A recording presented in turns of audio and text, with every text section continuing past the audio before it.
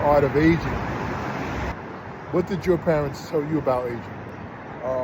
My parents never spoke about aging. They had came out of the silent generation. So that generation generally didn't speak about those kinds of things, you know. My mother, most of the time, everything was like a secret. So she didn't really speak much about those kind of things, especially things like emotional or theoretical. She didn't speak that way. So that how does that affect us now as we grow older, as we age?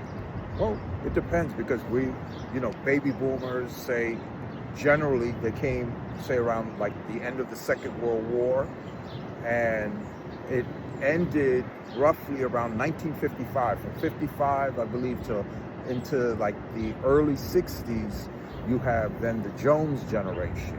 Most people are not aware. I never felt like a baby boomer. And when I heard this thing about the Jones, which that was the ending, because remember, prosperity and all those things started to kind of decline as you hit the end of the 50s and going into the 60s. So we tend to not think that way because of, let's say, prosperity kind of thing. And we tended to be anti-structure.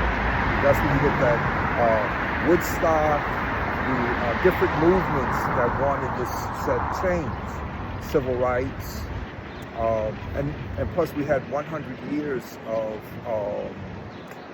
Jim Crow, amongst all a bunch of other things. So that kind of influenced how we then moved.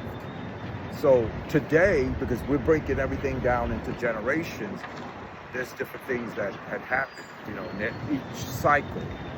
So it depends. So this young man is a beautiful example of the aesthetic that I talk about, the art of aging. Make it into an aesthetic.